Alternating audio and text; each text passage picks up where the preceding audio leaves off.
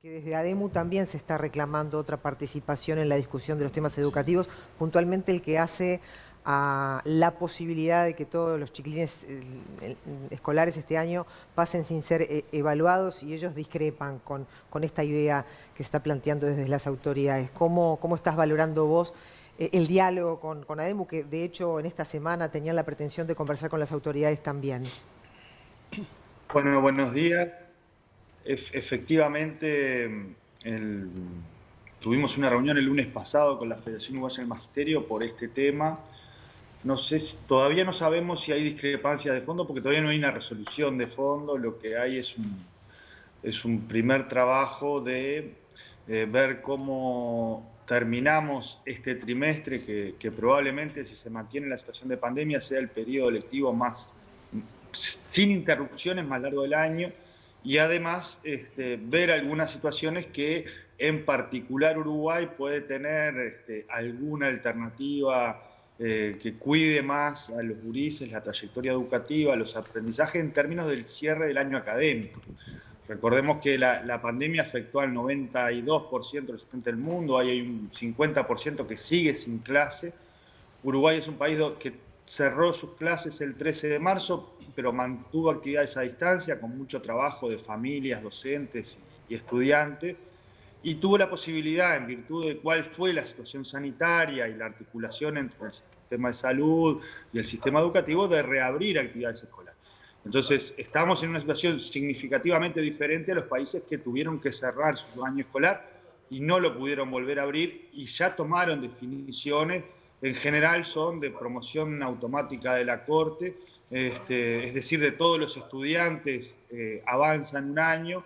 Esto es la resolución que ha tomado Bolivia, Argentina, Paraguay, ni que hablar todos los países que en el hemisferio norte, cuando empezó la pandemia, iban a vacaciones de verano, le quedaban 2 años, dos Claro, meses pero permíteme, de Pablo, clase. pero es una decisión que la toman otros países, que la vamos a tomar por imitación nosotros, porque realmente, digamos, hay una conclusión que hace pensar que eso es lo mejor para todos los chiquilines. ¿Cómo se está valorando? Porque desde ADEMU se dice que no todos los casos son iguales, que hay casos puntuales que no deben ser considerados en meterlo en la bolsa general, ¿no?, de esta decisión. Exactamente, Uruguay tiene la posibilidad de tener otro tipo de definiciones en virtud de cuál ha sido el año lectivo, que ha sido un año más complicado, pero en el cual hay clases desde abril en las escuelas rurales, desde junio en el resto de las escuelas, y por lo tanto podemos tomar medidas diferentes que miren más el interés superior del niño y no tanto el sistema educativo y la situación de pandemia. En ese sentido, yo reitero, no hay definiciones tomadas. Este trimestre que queda es muy importante porque además probablemente sea el periodo lectivo más largo del año. Hay dificultades que tiene el sistema educativo en un año normal, como ser la cantidad de gurises que egresan de sexto con alguna dificultad en lengua y matemática. Este año hay que prestar particular atención a eso. También hay una situación en el egreso de primaria, en la cantidad de niños y niñas que se inscriben en educación media, que se viene trabajando hace unos años. Bueno, este año en particular no se nos puede caer ninguno.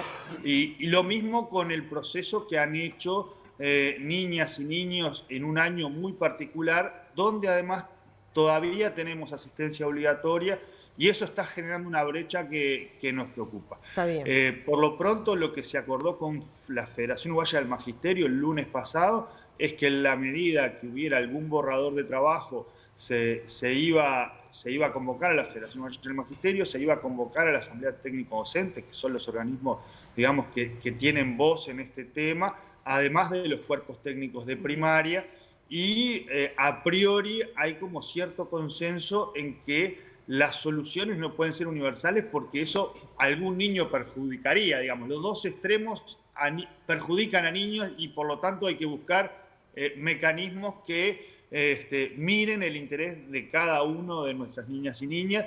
Y reitero, esta posibilidad se la puede plantear Uruguay en virtud de que ha tenido un año en el cual hay clases, y cuando no hubo clases hubo conexión, mucha conexión. Cayani, justamente en referencia a eso, ¿cuál es el porcentaje de niños que no están yendo a las escuelas de manera presencial? Bueno, allí tenemos como dos situaciones. Una es los niños desvinculados del sistema educativo. En eso estamos como en un año normal, donde se los va a buscar. En general están asociados a vulnerabilidad o a la zafra de los padres y se desvinculan de la escuela durante un mes. Y eso, en un año normal es un problema, este año es dramático. Ahí estamos hablando que es el 1%. Claro. Ahora, en la asistencia presencial, que no es obligatoria, estamos hablando de que hay que están arriba del 90, 95% de asistencia, pero tenemos escuelas de quintil 1 donde los gurises van menos, pero claro, van el 15% menos. Es decir, que hay escuelas donde hay un 30%, un 20% de gurises que si bien tienen actividades a distancia, no tienen actividades presenciales. Y la presencialidad es clave para los aprendizajes, pero también es clave para la protección de otros derechos que la escuela protege, también es clave para construir sentido de lo que está sucediendo junto a pares, en cuestiones vinculadas a salud mental. Es decir, ya hay literatura académica que da cuenta que el cierre de la escuela en el marco de la pandemia genera muchísimos efectos negativos sobre la vida de los gurises. Entonces, primaria, las escuelas, venimos todos haciendo esfuerzos importantes para que los niños asistan, así les toque pocos días o menos horas, asistan esos tiempos, pero además normalizando comedores, normalizando todo lo posible los horarios, es decir, mirando aquellas cuestiones que pueden impactar sobre la asistencia.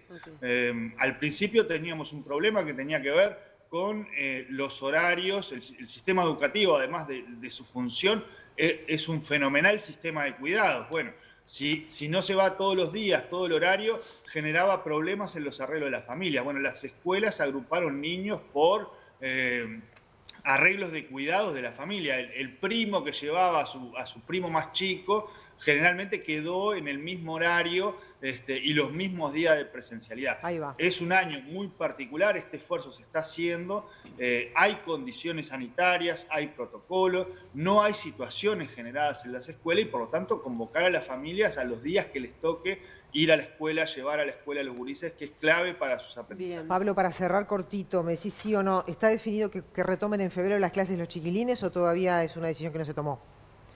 No, es una decisión que no se tomó, pero advierto allí que hay un año lectivo que en primaria va casi hasta Nochebuena, una ley de educación que dice que se empieza el 1 de marzo, y en el medio, en el verano, hay dos procesos importantes. El proceso de elección de cargos, recordemos que primaria a veces se empieza con algunos grupos sin cubrir por la falta de maestros en el área metropolitana, o sea que ese es un proceso que es bastante intenso de trabajo, y hay otro proceso de trabajo bien relevante que es el verano educativo, que en el año 2020 llegó a 16.000 estudiantes y que es un mes más de actividades escolares con el perfil del verano, pero que es un recurso que existe y que en este momento de la pandemia es agua potable, es oxígeno, digamos, es un recurso interesantísimo para pensar el fortalecer los aprendizajes y la inclusión educativa. Muchas gracias, Pablo, por tu tiempo, que tengas buen día.